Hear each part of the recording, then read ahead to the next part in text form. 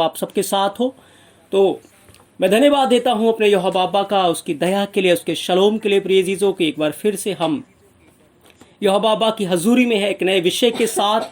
और आज का विषय मैं विश्वास करता हूं कि आपके लिए बहुत सारी आशीषों से, बरकतों से भरा हुआ है। जैसे कि पिछले विषय को जब आपने सीखा था तो आपने बहुत अच्छा रिस्पांस दिया कि बहुत सारी आशीषों को, बरकतों को बहुत सारे लोगों ने हासिल किया है। मेरा यहोवा बाबा आपको बहुत सारी आशीषें और बरकतें दे। तो आए हम इज़राइल के लिए, यरूशलेम के लिए भी प्रार्थना करें कि मेरा यहोवा बाबा इज़राइल को, यरूशलेम को शलोम की आशीषें दे और इज़राइल की जो खोई हुई भेड़ें हैं वो यीशु मसीह के नाम से बचाई जाए। आप ज़रूर इज़राइल को, यरूशलेम को अपनी प्रार्थनाओं में याद रखें कि कोई जो इज़राइल के लिए, यरूशलेम के लिए प्रार्थना करता है, यहोवा उसे बहुत आशीषों से, बरकतों से भरपूर करता है। यहोवा आप सबके साथ हो, आमीन। तो प्रिय अजीजों, आज का जो हमारा विषय है वो है जागते रहो, क्योंकि यीशु मसीह शीघ्र आने वाला है। यीशु मसीह आने वाला है। 2000 सालों से हम इस बात को सुनते आ रहे हैं कि यीशु मसीह आने वाला है, यीशु मसीह आने वाला है और यीशु मसीह आने वाला है। और बहुत सारी मसीह कलीसियाएं, विश्वासी लोग आज इस बात को सुनते सुनते थक चुके हैं और बहुतों का तो विश्वास ही उठ चुका है कि यीशु मसीह आने वाला है या वो नहीं आने वाला है। और बहुत सारे लोग इस बात का इंतज़ार करते करते थक चुके हैं। आज हम बाइबल से कुछ बातों को सीखेंगे और जानेंगे कि किस प्रकार से यीशु मसीह हमें लेने के लिए आने वाला है, प्रिय यीशु, और कौन से लोग हैं जो यीशु मसीह के साथ, उसके साथ बादलों के पर उठा लिए जाएंगे या उसके साथ चले जाएंगे। आज जब आप इन भेद की बातों को सीखेंगे, जानेंगे, तो सच में आपके जीवन से बहुत बड़े भेद को आप जब जानेंगे तो आपके जीवन के ऊपर यहोवा की आशीषों को, बरकतों को आप हासिल करेंगे, प्रिय अजीजों। तो हम अपने विषय को शुरू करते हैं। हमारा विषय जो है वो है कि जागते रहो, यीशु मसीह आने वाला है। मैं आपको बताना चाहता हूं, यीशु मसीह आने वाला है। वो मसीह कलीसिया को लेने के लिए शीघ्र आने वाला है। लेकिन क्या कभी आपने गौर किया है, बहुत सारे लोग जिन्होंने इस दुनिया को छोड़ दिया वो मर गए और उन्होंने पाप में दम तोड़ दिया, पाप में वो मर गए। क्या उन्हें यीशु मसीह लेने के लिए आने वाला है? नहीं, वो तो यहीं रह जाएंगे। याद रखें, यीशु मसीह को स्वर्ग गए हुए 2000 साल जरूर हो गए, लेकिन इन 2000 सालों के दौरान जितने भी विश्वासी लोग जो हैं वो यीशु मसीह में, उन्होंने जब अपने जीवन का अंत किया, उस विश्वासी को, उस व्यक्ति को यीशु मसीह लेने के लिए आए, प्रिय यीशु। जब स्तिफनुस ने अपने प्राणों को त्यागा, लिखा है पत्थरवाह हो रहा था, उसको नहीं पता था कि आज का दिन मेरा इस दुनिया के अंदर आखिरी दिन होगा। और वो आत्मा से परिपूर्ण होकर, आत्मा की सामर्थ्य से परिपूर्ण होकर प्रचार कर रहा था। जैसे कि इस समय भी आप प्रचार को सुन रहे हैं और मैं प्रचार कर रहा हूं। मुझे नहीं पता, हो सकता है ये समय आखिरी समय हो, लेकिन याद रखना है उस समय स्तिफनुस जाग रहा था। स्तिफनुस जाग रहा था, स्तिफनुस तैयार था और वो प्रचार कर रहा था। वो यीशु मसीह की आत्मा से परिपूर्ण होकर प्रचार कर रहा था और लोग गुस्से से भरे हुए थे। लोगों ने अपने कान बंद कर लिए और पत्थरों को उठा लिया कि आज हम स्तिफनुस को खत्म कर देंगे। क्या हुआ? स्तिफनुस ने आत्मा में परिपूर्ण होकर स्वर्ग की ओर दृष्टि की और यीशु मसीह को पिता के दाहिने हाथ खड़ा हुआ देखा। वहां पर क्या हुआ? यीशु मसीह स्तिफनुस का वेलकम करने के लिए, स्तिफनुस का स्वागत करने के लिए खुद ब खुद स्वर्ग से वह स्तिफनुस को लेने के लिए आ गए, प्रिय यीशु। याद रखे, हमें रैप्चर से ज्यादा अपने अंत की परवाह होनी चाहिए, क्योंकि हमें नहीं पता कि किस घड़ी, किस क्षण इस दुनिया के अंदर हमारा आखिरी समय होगा। हम रैप्चर के चक्कर में कि कभी रैप्चर दूर है या अगले साल होगा या इस दिन होगा या उस समय होगा या उस घड़ी होगा, ऐसी बातों से हम अपने आप को ठंडा ना करें। पर याद रखें, आप अपने अंत के विषय में नहीं जानते कि आज की रात आप सोएंगे और कल उठेंगे या नहीं उठेंगे। राजा बलेश्वर के लिए क्या हुआ? आखिरी रात उसको नहीं पता था, वो मौज मस्ती कर रहा था, जश्न मना रहा था। अचानक एक हाथ आ गया और उसका न्याय किया गया और वो रात उसकी ज़िंदगी का आखिरी रात था। उस दिन वो ख़त्म हो गया। तभी यीशु मसीह ने हमें सिखाया है मरकुस 13:37 के अंदर, और जो मैं तुमसे कहता हूँ वही सबसे कहता हूँ कि जागते रहो, क्योंकि तुम नहीं जानते कि तुम्हारा इस दुनिया में कौन सा आखिरी दिन होगा, आखिरी समय होगा, आखिरी सांस होगी। और जिस समय तुम्हारा आखिरी दिन होगा, आखिरी सांस होगी, यदि तुम उस समय जागते नहीं होगे, उस समय तैयार नहीं होगे, तो फिर तुम अपनी आंखें नरक के अंदर खोलोगे। और यदि जागते रहे, सावधान रहे, तो फिर अपनी आंखें यीशु मसीह की बाहों में खोलेंगे। इसीलिए प्रिय अजीजों, यीशु मसीह की बातों को हमें याद रखना। यीशु मसीह ने जो कहा कि जागते रहो और जागते रहो, हमें जागते रहना है। हमें नहीं पता कि कौन सा घड़ी, कौन सा दिन, कौन सा समय हमारा इस दुनिया के अंदर आखिरी दिन होगा। इसीलिए मूसा प्रार्थना करता है कि यहोवा हमें अपने दिन गिनने की समझ दे कि हम बुद्धिमान हो जाएं। प्रिय अजीजों, मैं आज बाइबल से आपको एक बहुत अद्भुत कुंजी दूंगा, और जब आप इस कुंजी को अपने जीवन में थाम लेंगे तो याद रखें, आप 100% यीशु मसीह के पास चले जाएंगे। आप 100% उसके पास, उसके राज्य में जाएंगे। प्रिय अजीजों, इस बात की गारंटी आपको बाइबल से मिल जाएगी। यदि आपने इस कुंजी को थाम लिया, इस बात को सीख लिया, तो सच में आप जरूर यीशु मसीह के साथ बादलों के ऊपर उठा लिए जाएंगे, रैप्चर में शामिल हो जाएंगे। तो प्रिय अजीजों, सबसे पहले बात, हमें अपने अंत के प्रति जागना है। जब हम जागते रहेंगे और इस दुनिया में जब हम अपनी आंखें बंद करेंगे, हम यीशु मसीह में सो जाएंगे, तो रैप्चर के दिन पुनरुत्थान होगा और हमारी कब्रें खुल जाएंगी, हम यीशु मसीह के साथ बादलों के ऊपर उठा लिए जाएंगे। और यदि चलते फिरते ही वो दिन आ गया तो हम बदल जाएंगे और हमारा रैप्चर हो जाएगा। लेकिन रैप्चर से पहले या यीशु मसीह के पास जाने से पहले हमें तैयार रहना है, हमें जागते रहना है। बाइबल बातों के विषय में, इन बातों के विषय में बहुत कुछ बयान करती है, बताती है। प्रिय चीजों, जब आप प्रकाशित वाक्य 22:7 को पढ़ते हैं, यीशु मसीह ने कहा, देख मैं शीघ्र आने वाला हूँ, धन्य है वो जो इस पुस्तक की भविष्यवाणी की बातों को मानता है। प्रकाशित वाक्य 22:12 में यीशु मसीह ने कहा, देख मैं शीघ्र आने वाला हूं, हर एक के काम के अनुसार बदला देने के लिए प्रतिफल मेरे पास है।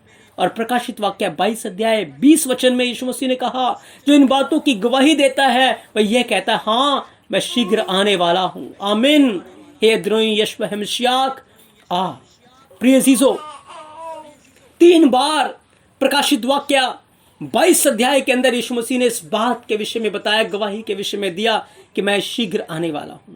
याद रखें, वो बहुत शीघ्र आने वाला है। हम कहते हैं हम शीघ्र आ रहे हैं, हम तुरंत आ रहे हैं, इसका अर्थ क्या है? हम कुछ समय में ही चले जाएंगे।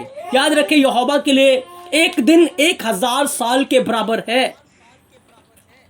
एक दिन 1000 साल के बराबर है। तो हमारा जो जीवन यहोवा की दृष्टि में है वो कुछ मिनटों का है, कुछ सेकंडों का ही है। प्रिय जीसू, तभी तो ये बात है, वो हमें लेने के लिए शीघ्र ही आने वाला है। क्योंकि हमारा जो जीवन काल है 70 या 80 साल, 60 या 70 साल जो है, वो उसकी नजरों में कुछ मिनटों का है, कुछ सेकंडों का ही है। इसीलिए प्रिय जीसू, बार बार यीशु मसीह इस बात को कह रहे, रिपीट कर रहे। 3 गवाही यहां पर दी गई कि देख मैं शीघ्र आने वाला हूं। इसीलिए हमें जागना है, हमें तैयार रहना है, क्योंकि यीशु मसीह शीघ्र आने वाला है। जब आप बाइबल के अंदर पढ़ते हैं प्रकाशित वाक्य 22:14 को, कहा धन्य है वो जो अपने वस्त्र धो लेते हैं, क्योंकि उन्हें जीवन के पेड़ के पास आने का अधिकार मिलेगा। वो फाटकों से होकर नगर में प्रवेश कर जाएंगे। अब प्रिय अजीजों, जो व्यक्ति जाग रहा है, याद रखे उसने श्वेत वस्त्र पहने हुए हैं, क्योंकि उसके जो काम है वो यहोवा के वचन के अनुसार है। यदि हमारे काम यहोवा के वचन के अनुसार नहीं है, तो फिर हमारे जो वस्त्र है वो मैले कुचेले हैं। हम तैयार नहीं है, फिर हमने अपने वस्त्र को नहीं धोया। याद रखें, मसीह जो कलीसिया है, उनके जो वस्त्र है वो यीशु मसीह के लहू के द्वारा धुले हुए चाहिए। क्योंकि हमारे जो काम हैं, हम जो भी धार्मिकता का काम करते हैं या आज्ञाकारी करते हैं या कुछ भी करते हैं, वो यीशु मसीह में करते हैं। तो मसीह कलीसिया को मसीह में होकर और मसीह के लिए ही सब कुछ करना है। हमें ऐसे नहीं करना कि हम एक दूसरे के लिए कर रहे हैं या किसी और के लिए कर रहे हैं, पर ऐसे करना है जैसे हम मसीह के लिए कर रहे हैं। ये जागने की बहुत बड़ी कुंजी है। जब आप बाइबल के अंदर पढ़ते हैं 10 कुंवारियों का जिक्र, 5 सो रही थी और 5 जाग रही थी, 5 मूर्ख थी और 5 कुंवारियां थी। हमें बस एक बात को पकड़ना है, जो मूर्ख थी वो सो रही थी और जो समझदार थी, फिजिकल रूप से लिखा दोनों सो रही थी। लेकिन याद रखें, जो मूर्ख थी, जब वचन का प्रचार हो रहा था उस समय वो सो रही थी। उन्होंने अपने दिल के दरवाजों को वचन के लिए बंद कर रखा था। लेकिन जो समझदार थी वो जाग रही थी, उन्होंने अपने दिल के दरवाजों को वचन के लिए खोल रखा था। याद रखें, इस समय हमारे दिल का जो दरवाजा है वो हमारे हाथों में, उसकी कुंडी हमारे हाथों, हम उसको खोल देंगे ना तो वचन हमारे अंदर आ जाएगा और वचन की ज्योति हमारे अंदर आ जाएगी, हम प्रकाशमान हो जाएंगे। लेकिन आज यदि हम यहोवा के वचन के लिए अपना दिल नहीं खोलेंगे तो याद रखें, स्वर्ग का फाटक भी हमारे लिए नहीं खुलेगा। आज फैसला हमारे हाथों में है कि हम यीशु मसीह को इनकार करें या उसका इकरार करें, उसको अब स्वीकार करें या उसका इनकार कर दें। कल फैसला यीशु मसीह के हाथों में होगा।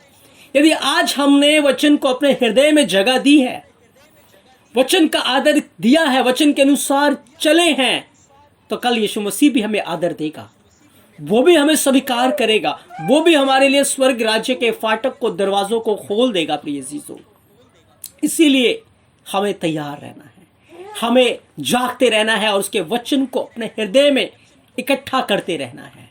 क्योंकि जब वचन हमारे हृदय में इकट्ठा होगा तो यीशु मसीह हमारे अंदर होंगे, यीशु मसीह हमारे अंदर रहेंगे। प्रिय अजीजों, एक और उदाहरण दी गई है बाइबल के अंदर। यीशु मसीह ने बताया, एक स्वामी था, मत्ती 25 अध्याय 14 वचन से, उसने अपने दासों को बुलाकर तोड़े दिए, एक को 5 दिया, एक को 2 दिया और एक को 1 दिया। 5 जाग रहा था, उसको 5 मिला, उसने और वचन को लिया, वचन के अनुसार करना शुरू किया। जिसको 2 मिला था वचन, उसने भी वचन को लिया और वचन के अनुसार करना शुरू किया। लेकिन जिसको 1 मिला था वो सो रहा था, वो सुस्त था। उसने क्या किया? उसने वचन को दबा के रख दिया। उसने वचन को दबा के, ना उसने वचन की आज्ञा का पालन किया, ना वो वचन के अनुसार चला, पर उसने क्या किया? उसने यहोवा की वचन की उल्लंघना की। वो सुस्त था। जैसे आज बहुत सारे लोग जीवन की चिंताओं में सुस्त हो चुके हैं। उन्हें मतलब नहीं है वचन में क्या लिखा है, उन्हें मतलब नहीं है वचन क्या सुना है और वचन क्या कहता है करने के लिए, पर वो अपने जीवन की चिंताओं में, घर गृहस्थी की चिंताओं में सुस्त हुए पड़े हैं और बस रात दिन उन्हीं के बारे में सोचते रहते हैं, अपने काम के विषय में ही सोचते रहते हैं और अपनी चीज़ों के विषय में ही सोचते रहते हैं। वो सुस्त हो गए हैं, उन्होंने यहोवा के वचन को दबा कर रख दिया है। और उस दास के विषय में, ऐसे लोगों के विषय में बाइबल बयान करती है कि वो दुष्ट और आलसी हैं। उसको क्या किया गया? वो यीशु मसीह के राज्य में नहीं जा पाया, पर वो अंधेरे में, जहां हमेशा का रोना और दांतों का पीसना है, वहां डाल दिया गया। प्रिय यीशु, इन बातों से हम सीख रहे हैं हमें जागना है। और जागते कैसे हैं? जब हम वचन को सुनकर हृदय में रखते हैं, वचन के अनुसार करते हैं, वचन के अनुसार चलते हैं। हम अपने दिनों को गिनते हैं कि आज हो सकता है हमारे जीवन का आखिरी दिन है। हम हर दिन ऐसे जीते हैं कि आज हमारे जीवन का आखिरी दिन है। यदि आज हमने इस दुनिया को छोड़ा तो हम अपनी आंखें यीशु मसीह की गोद में ही खोलेंगे। ऐसा विश्वास, ऐसी डिपेंडेंसी हमें यीशु मसीह के ऊपर रखनी है। याद रखें, जब आप यीशु मसीह की ओर ताकेंगे टूटे और पिसे हुए मन को लेकर कि यीशु मसीह आप ही मेरा पूरा उद्धार करके मुझे अपने राज्य में ले जा सकते हैं, मुझ में कमियां हैं, आप उन सारी कमियों को दूर करें, अपने वचन से मुझे शुद्ध करें, अपने वचन के द्वारा मुझे पवित्र करें, याद रखें, उसका वचन आपको शुद्ध करेगा, उसका वचन आपको पवित्र करेगा। लेकिन जो वचन आपने सीखा है, जो वचन आपने सुना है, यदि आप जाग रहे हैं तो आपको उस वचन के अनुसार करना भी है। यदि आप उस वचन के अनुसार नहीं कर रहे, सिर्फ सुनते हैं और सुन के रख दिया, बस खत्म, एक कान से सुना दूसरे से निकाल दिया, खत्म, तो याद रखें आप सो रहे हैं और फिर हमेशा के लिए सोते रह जाएंगे। यीशु मसीह शीघ्र आने वाला है, क्योंकि आपका जीवन जो है वह यहोवा की नजरों में कुछ मिनटों का है, कुछ सेकंडों का ही है प्रिय यीशु। इसीलिए वो शीघ्र आने वाला है। अपने आप को जांचे और परखे कि आपने श्वेत वस्त्र पहने हैं या नहीं है। मैं आपको 3 जीवन दिखाऊंगा बाइबल से। 3 प्रकार के चेले हैं, 3 प्रकार के लोग हैं जो आज कलीसिया के अंदर पाए जाते, हमें देखना है। यहीं पर वो कुंजी है। यहाँ पर एक ऐसा चेला है जो सच में यीशु मसीह को प्यार करता है, यीशु मसीह के साथ उठा लिया जाएगा। लेकिन कुछ ऐसे भी हैं जो रह जाएंगे। मैं एक चेले की तस्वीर आपको बाइबल से दिखाना चाहता हूँ। वो चेला है यहूदा इस्करियोती, जिसने यीशु मसीह को पकड़वा दिया, यीशु मसीह का सौदा कर दिया 30 चांदी के सिक्कों के लालच में। क्या हुआ? बाइबल बयान करती यहूदा के पास पैसे की थैली रहती थी। यीशु मसीह को पता था ये मुझे पकड़वाएगा। और आज भी यीशु मसीह कलीसिया के अंदर जानता है कि कौन से जो लोग हैं मेरे साथ वफादार है और कौन से बेईमान हैं। यीशु मसीह को पता है कि कौन मेरे साथ उठा लिया जाएगा और कौन छोड़ दिया जाएगा। लेकिन फिर भी यीशु मसीह सबको मौका दे रहा है कि हम तौबा करें और ईमान ले आए। यहूदा के पास थैली थी, सारा जो दान का पैसा आता था, सारा जो भेंट आता था, वो सब यहूदा के पास थैली में रहती थी और यहूदा उसमें से चुरा लिया करता था। इतिहास बताता है। लेकिन उसकी नीयत नहीं भरी, वो सोता रहा। यीशु मसीह वचन का प्रचार करता था, यीशु मसीह वचन की बातों को प्रचार कर रहा था, यहोवा के राज्य की बातों को प्रचार कर रहा था, लेकिन उसका ध्यान थैली के ऊपर था, उसका ध्यान धन के ऊपर था। उसका पर्पस था कि यीशु मसीह राजा बने और हम भी उसके साथ संतरी मंत्री बने, हम भी उसके राज्य में, हमें राज दरबार में जगह मिले। पर यहूदा जिस पर्पस से यीशु मसीह के साथ जुड़ा था, वो पर्पस नहीं पूरा हुआ और फिर उसने सोचा कि मेरा पर्पस तो पूरा हुआ नहीं है, क्यों ना यीशु मसीह का सौदा करके पैसा कमाऊं। आज बहुत सारे लोग अपने स्वार्थ के लिए कलीसिया में जुड़े हुए हैं, जो यीशु मसीह से स्वार्थ रखते हैं कि यीशु मसीह मेरे लिए ये करेगा या वो करेगा, और जब स्वार्थ पूरा नहीं होता उसको छोड़ देते हैं और दूर चले जाते हैं और फिर नाश हो जाते हैं। क्या हुआ? यहूदा लालची था, वो चोर था। आज बहुत सारे लोग चोरी कर रहे हैं। जो यहोवा का है वो हम यहोवा को नहीं देते। जो यहोवा का है, जो समय यहोवा का है, हम उसको नहीं देते। जो समय हमें प्रार्थना में गुजारना चाहिए हम नहीं देते। जो समय हमें बाइबल के साथ स्पेंड करना चाहिए, वचन के साथ स्पेंड करना चाहिए, हम नहीं दे रहे। और क्या कर रहे हैं? हम चोरी कर रहे हैं। जो पैसा यहोवा का है हम उसे नहीं देते। जो जीवन यहोवा का है हम उसे नहीं देते। क्या कर रहे हैं? हम चोरी कर रहे हैं। और याद रखें यहूदा का अंजाम क्या हुआ? यहूदा ने अंत में सुसाइड कर लिया, फांसी लगा ली प्रिय यीशु। तो ऐसे विश्वासी भी आज चर्च के अंदर पाए जाते हैं। हमें अपने जीवन को जांचना है, क्या हम भी ऐसा तो नहीं कर रहे? हम भी जो समय यहोवा का है क्या हम उसे दे रहे हैं? जो यहोवा का है हम उसे दे रहे हैं, या हम उन बातों में उसके साथ धोखा कर रहे हैं, लूट रहे हैं? प्रिय यीशु, हमें अपने जीवन को जांचने की जरूरत है, परखने की भी जरूरत है प्रिय यीशु। दूसरे प्रकार के चेले भी हैं कलीसिया के अंदर, जो कभी जागते हैं और कभी सो जाते हैं। एक तो सो ही रहा था और एक ऐसा चेला था जो कभी जागता है और कभी सो जाता है। वो पतरस है।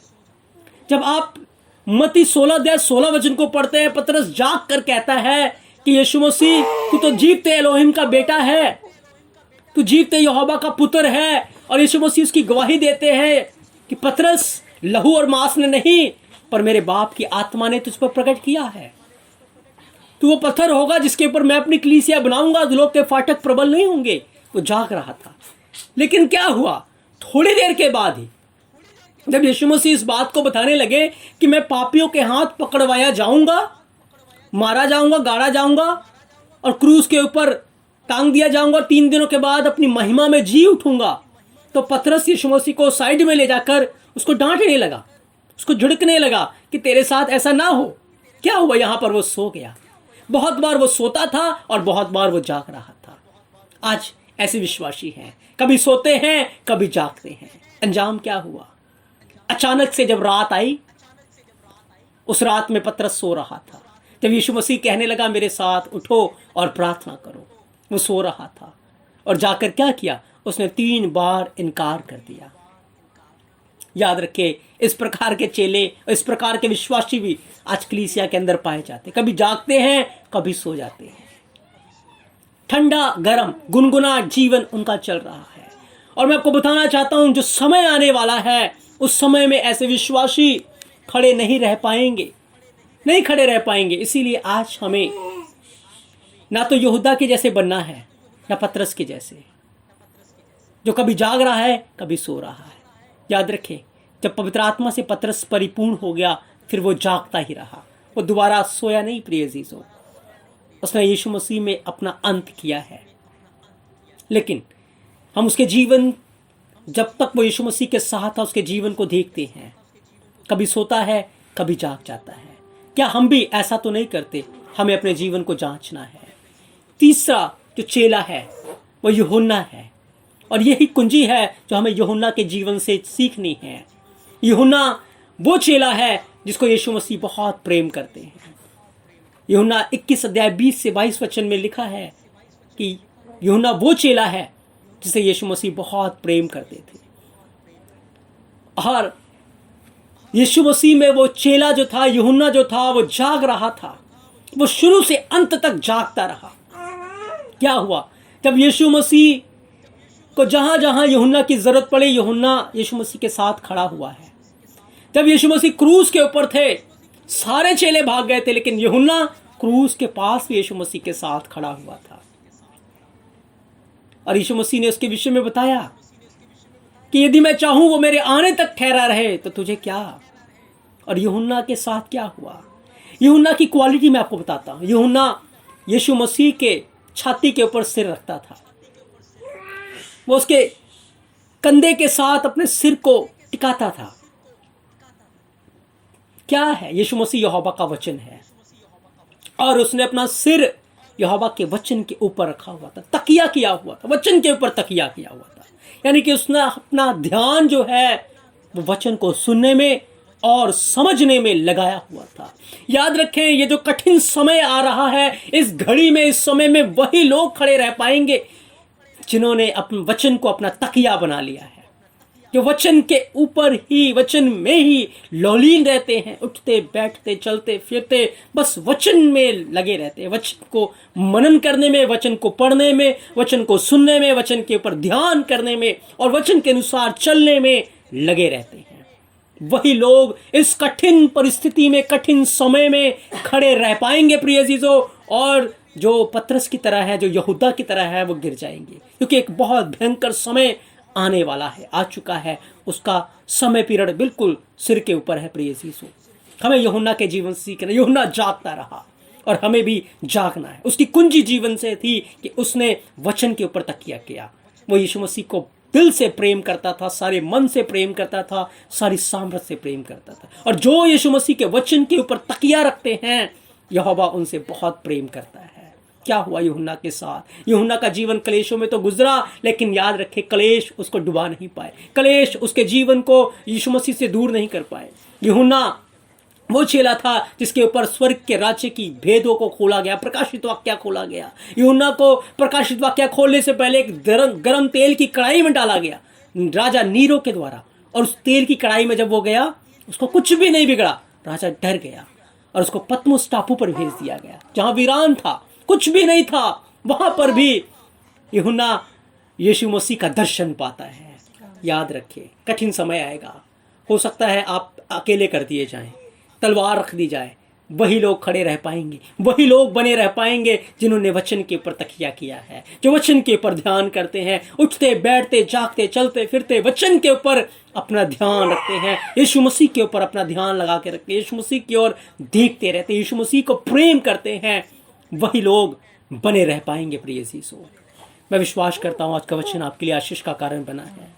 आज हमने यहोवा के वचन से सीखा कि हमें जागते रहना है, यीशु मसीह शीघ्र आने वाला है। आपको नहीं पता कौन सा घड़ी, कौन सा पल, कौन सा घंटा आपके जीवन का आखिरी समय होगा। आप वचन के ऊपर तकिया करें, आप वचन में बने रहें, आप अपना ध्यान सिर्फ यीशु मसीह पर लगाएं, जीवन की चिंताओं पर, कलेशों पर नहीं, पर सिर्फ यहोवा के वचन के ऊपर। तभी आप यहोवा में बने रहेंगे, यहोवा में बरकरार रहेंगे। यहोवा आपको बहुत सारी आशीषें और बरकतें दे। आमीन। अब आप सबके साथ